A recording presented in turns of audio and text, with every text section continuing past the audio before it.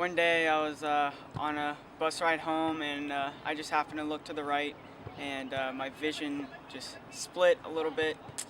And so I went home and I told my parents about it. They said, well, we'll go to the eye doctor soon.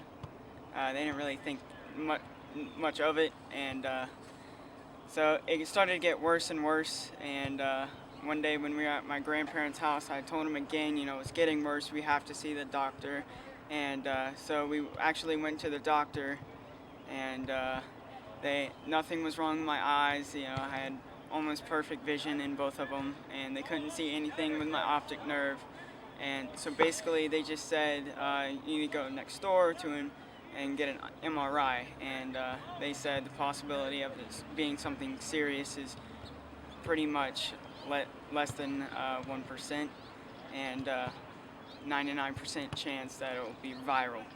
And so, we were just like, oh, it's just a virus, didn't really think anything of it. And so we went to the MRI. I got an MRI, and 1 or 2 days after that, had to come home. And my dad was waiting for me at the bus stop, and basically just had to tell me straightforward, couldn't sugarcoat anything about it, and basically just let it all out. And it was really hard to take up, but I almost started immediately determining like my outcome of this. What are my goals? What I have stuff to do. I have stuff to do for the rest of my life. That I can't let this stop me. And so basically, I just set myself on a goal to get determined and basically beat the crap out of this thing.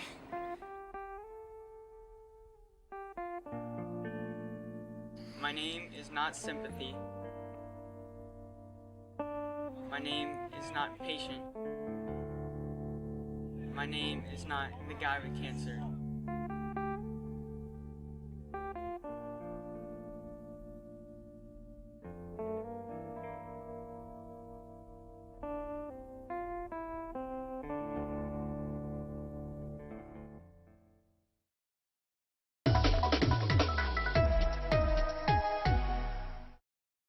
Awards tell us who wins and loses a game, but they don't tell us about champions in the game of life. Mark Dofer has the story of one upstate team that went above and beyond to help a player they didn't even know.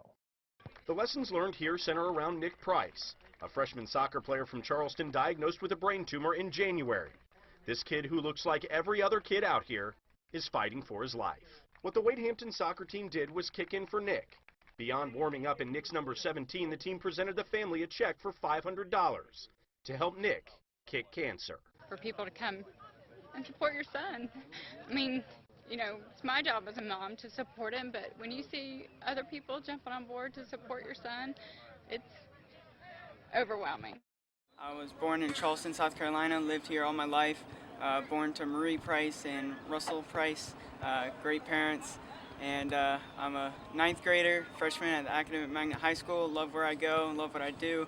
Play soccer all the time, just my hobby, and it's basically what surrounds my life, soccer and school, and can't get any better than that to me. It's just like a lifestyle.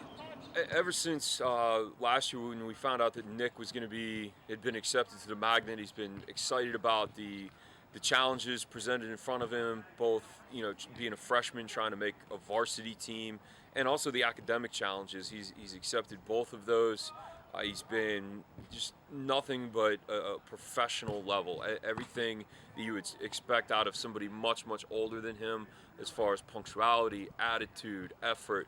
He's really been able to just project all those kinds of things that you would expect and hope out of a young man, but you would expect out of somebody much older. The worst thing has to be just watching my parents go through this, and the worry of my friends at the get-go. But they were very supportive, so, but yeah, definitely my parents, because, I hate to see them go through all this, and I know it's not cheap to, get surgery and everything, and get suggestions from doctors all over the United States, and to travel to Arizona just to meet with people. And it's definitely very, very hard to see them go through that, and they're very awesome, very supportive of me, so it's to see them go through that, and it just makes you feel helpless, and you can't really do anything about it. You just have to be strong and support them as much as they're supporting you. Well, I actually first heard about it. I was at an orthodontist appointment, and I was on my phone, I was looking at Facebook, and his sister posted something about it, and I saw it, and I was like, oh my God, that's terrible. But it didn't fully hit me, because something that huge is really, really hard to take the whole brunt of it at the same time.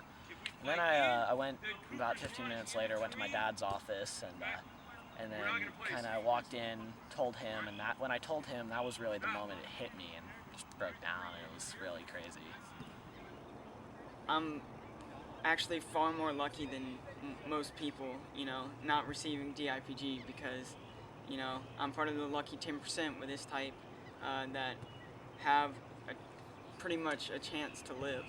And, I'm very blessed. I know it's kind of ironic, but I am very, very blessed with it's kind of the support I'm getting, and, like the things I have to do, it kind of overrules what I actually have. And, sometimes it can be looked at as the devil, sometimes it could be looked at as an actual blessing and have a better outcome than what it's actually worth. So. Well, Nick is a fighter. He's not gonna let something this huge, something this monumental slow him down. He's got incredible grades right now. He's loving soccer. He's one of the first people off the bench on our varsity soccer team as a freshman. This is a defending state championship team, and so he really loves that. He hasn't let this slow him down at all. Even like the day after I found out, there were pictures of groups of my friends holding a poster saying "Kick Cancer's Butt," and that just like put some drive into my heart. And I gotta do it for my family, gotta do it for my friends, and most of all, I gotta do it for myself. And it's very awesome to see even friends that I played against at soccer games. It was extremely awesome to see our rivals just supporting me, and it really takes it to the heart and puts everything in perspective. Like the small things don't matter, and I'm very lucky to have the friends I do today.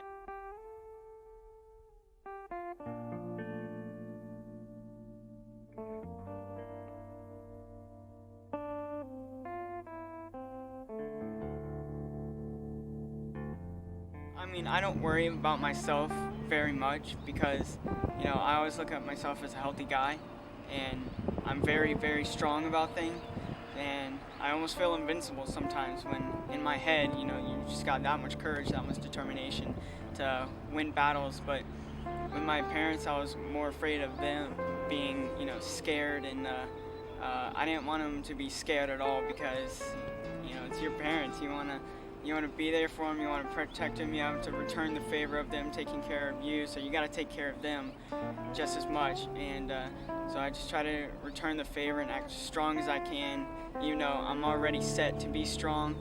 I just got to take care of them because they're my parents.